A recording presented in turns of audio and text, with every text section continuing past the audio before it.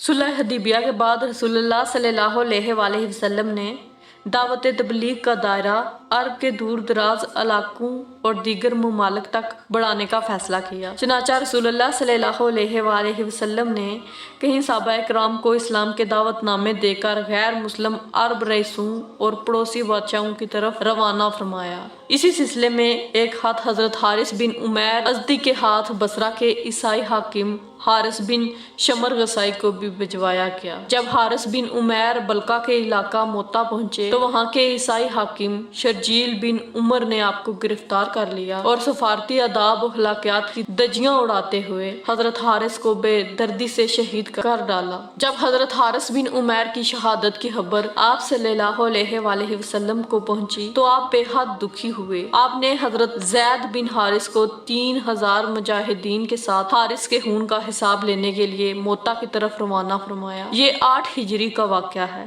لشکر روانہ فرماتے ہوئے آپ صلی اللہ علیہ وآلہ وسلم نے ہدایت فرمائی کہ اگر دشمن سے لڑتے ہوئے زید شہید ہو جائیں تو لشکر اسلام حضرت جعفر بن ابی طالب زیر قیادت لڑے۔ اگر حضرت جعفر بھی راہ خدا شہید ہو جائیں تو لشکر اسلام کی قیادت حضرت عبداللہ بن رواحہ سنبھالیں گے۔ اگر وہ بھی خالق حقیقی سے جا ملیں تو مسلمان جس کو چاہیں لشکر کا سپہ سالار چن لیں۔ شرجیل بن عمر غسانی کو جب اسلامی فوج روانہ ہونے کی اطلاع ملی تو اس نے زور و شور سے جنگی تیاریاں شروع کر دیں۔ ساتھ ہی روم کے بادشاہ سے بھی مدد طلب کی جو اتفاق سے ایک بڑے لشکر کے ساتھ اسی علاقے میں موجود تھا۔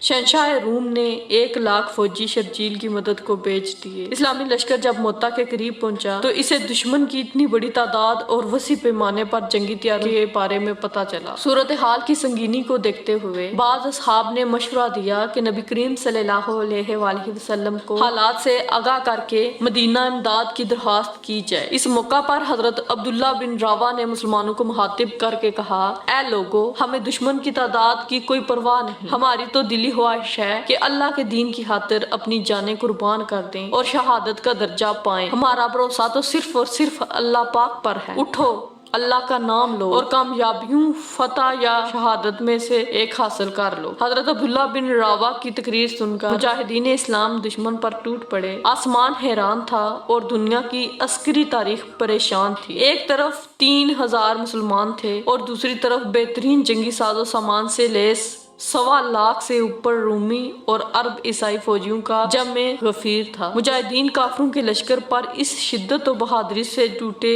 کہ دشمن کی صفیں الٹ کر رکھ دیں۔ سالار لشکر حضرت زید بن حارث دشمنوں کو ختم کرتے ہوئے ان کی صفوں میں دور تک چلے گئے۔ آخر بے شمار کافر سپاہیوں نے انہیں گھیر لیا، لیکن اللہ کے اس سپاہی نے جام شہادت نوش کرنے سے پہلے دشمن کی لاشوں کے ڈھیر لگا دیے۔ اسلامی فوج کی قیادت حضرت جعفر بن ابی طالب نے سنبھال لی۔ آپ نے ایک ہی حملے میں سینکڑوں دشمنوں کو ہلاک کر دیا، مگر دشمن ختم نہ ہو رہے۔ مشکل یہ تھی کہ کفار کی تعداد بہت زیادہ تھی۔ ان کا ایک سپاہی مرتا تو اس کی جگہ 10 تازہ دم سپاہی مقابلے پر آ جاتے۔ حضرت جعفر جرأت و بہادری کی نئی تاریخ رقم کر رہے تھے۔ ایک دشمن نے اچانک حملہ کر کے آپ کا دایاں بازو شہید کر دیا۔ آپ نے تلوار بائیں ہاتھ میں سنبھال لی اور اسی جوش و جذبے کے ساتھ لڑتے رہے۔ حضرت جعفر کو ایک بازو سے لڑتے دیکھ کر دشمن کی ہمت بڑھی۔ انہوں نے آپ کو گھیرے میں لے لیا اور آپ کا دوسرا بازو بھی شہید کر دیا۔ پھر اس مرد مجاہد پر بیک وقت کئی وار ہوئے اور آپ کی آرزوئے شہادت بھی پوری ہو گئی۔ حضرت جعفر کی شہادت کے بعد حضرت عبداللہ بن رواحہ نے اسلامی لشکر کی کمان سنبھال لی۔ آپ نے قیادت سنبھالتے ہی دشمن پر ایسے ہی غضبناک وار کیے کہ جو سامنے آیا جان سے ہاتھ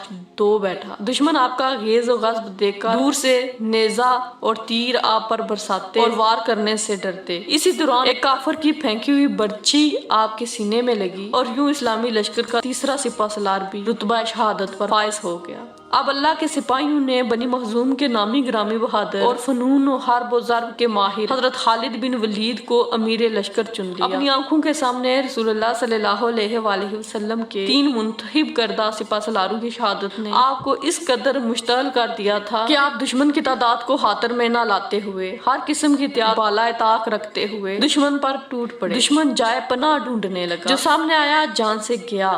آپ کے غیظ و غضب، زور بازو اور حملے کی شدت شدت کا اندازہ اس بات سے لگایا جا سکتا ہے کہ آپ نے اس روز لڑتے لڑتے دشمن پر 9 تلواریں توڑ 10ویں تلوار نے اس روز لڑائی کے اختتام تک آپ کا ساتھ نبھایا۔ اگلے روز حضرت خالد بن ولید نے ایک حیرت انگیز جنگی چال چلی۔ ایک روز قبل جو مجاہدین اگلی صفوں میں لڑ رہے تھے انہیں پیچھے لے گئے، دونوں بازوں پر لڑنے والے سپاہیوں کو بھی باہم بدل دیا۔ اس سے ایک فائدہ تو یہ ہوا کہ سامنے کے تازہ دم مجاہدین نے دشمن پر بڑا ہی زوردار حملہ کیا۔ دوسرا، نئے چہرے اور ان کا جوش و ولولہ دیکھ کر دشمن سمجھا کہ مسلمانوں کو تازہ دم فوجی دستوں کی کمک پہنچ گئی ہے۔ یہ سوچ کر رومیوں اور عیسائیوں کے چھکے چھوٹ گئے۔ اسی دوران دائیں پہلو کے سالار قطبہ بن قتادہ داد شجاعت دیتے ہوئے دشمن کے قلب میں جا گھسے اور دیکھتے ہی دیکھتے دشمن فوج کے سپہ سالار کو مار گرایا، جس سے دشمن کا رہا سہا حوصلہ بھی جاتا رہا اور وہ گھبرا کر پسپا ہو گئے۔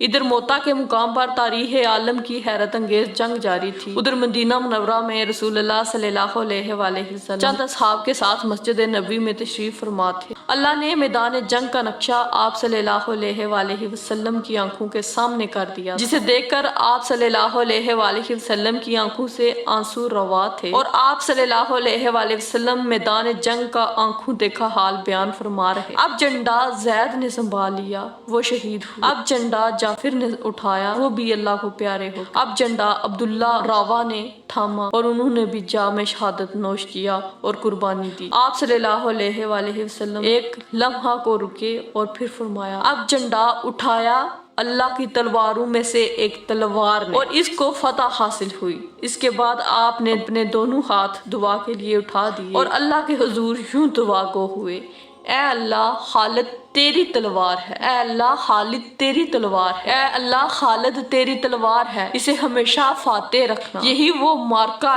حق و باطل تھا جس میں حضرت خالد بن ولید نے اپنی بے مثال شجاعت، حیران کن جنگی حکمت عملی، قیامت خیز تلوار بازی کے باعث اللہ کے رسول صلی اللہ علیہ وآلہ وسلم سے سیف اللہ کا لقب پایا۔